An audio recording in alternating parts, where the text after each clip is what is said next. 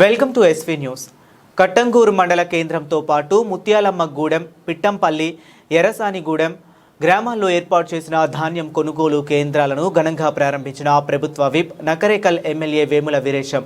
ఈ కార్యక్రమంలో market chairman Gutta మంజుల, మాధవ్ రెడ్డి, మండల పార్టీ అధ్యక్షులు పెద్ది సుక్కయ్య, అధికారులు, ప్రజాప్రతినిధులు మరియు స్థానిక నాయకులు పాల్గొన్నారు.